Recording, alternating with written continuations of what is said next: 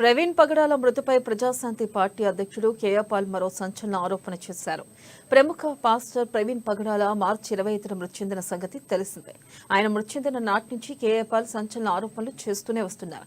ఈ సందర్భంగా ఏర్పాటు చేసిన మీడియాతో మాట్లాడుతూ కనీసం చేతికి కూడా ఎలాంటి డ్యామేజ్ కాలేదంటూ ప్రవీణ్ పగడాల ఫోటోను రిలీజ్ చేశాడు. Owners mind your business. Reporters పిచ్చి పిచ్చిగా వాగుతున్నా కదా. I am now an advocate. దేవుడు విడిచిపెట్టడు, నేను అసలు విడిచిపెట్టు. రే, నా చరిత్ర తెలుసుకోండిరా యూజ్లెస్ ఇడియట్స్. ప్రపంచాన్ని శాసించా. ట్రంప్ ని 2016లో గెలిపించిన బుక్ మీరు చదివారు, ఓడించిన బుక్ మీరు చదివారు. బైడెన్ గెలిపించి ట్రంప్ సరెండర్ అయితే గంట కలిసి కాంప్రమైజ్ అయితే మరలా క్యాంపెయిన్ చేశారు. అదే 3 రాష్ట్రాల్లో 45 ఓట్లతో పెన్సిల్వేనియా, మిచిగన్, విస్కాన్సిన్ లో తిరిగి క్యాంపెయిన్ చేసి గెలిపి 45,000 ఓట్లు 3 రాష్ట్రాలు 1% తో. మెజారిటీ ఓట్లు ఎవరికి రావడం కాదు ఇక్కడ ముఖ్యం. తప్పుతో ఫైట్ చేస్తున్నాడు. మోదీ గురించి save India from Modi 41 reasons why doctor KA Paul should be next prime minister book రాసి 15 కోట్ల మందికి ఇచ్చి ఏప్రిల్ 9th ఇక్కడికి వచ్చాను.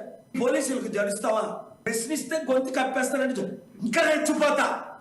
ఏపీ హైకోర్టు నిన్న సెలవు ఉంది గనక ఇంకా మీ ఇన్వెస్టిగేషన్ ఉంది. Next 16th honourable AP court 1 CJ Thakurji has to give direction to the CBI enquiry. ఎందుకు?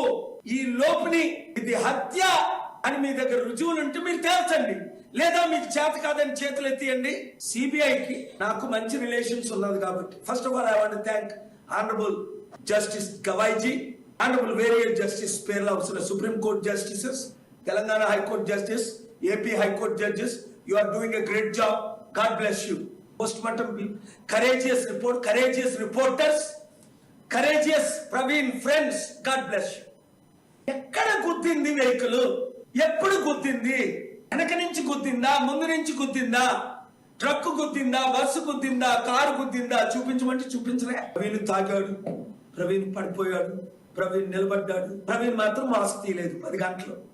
ప్రవీణ్ మాత్రం ఫుల్ హెల్మెట్ తీయలేదు 10 గంటలు. తాగి పడిపోయాడు. అలాంటి అపనిందలేస్తున్న కుటుంబాన్ని దేవుడు శపించుగాక.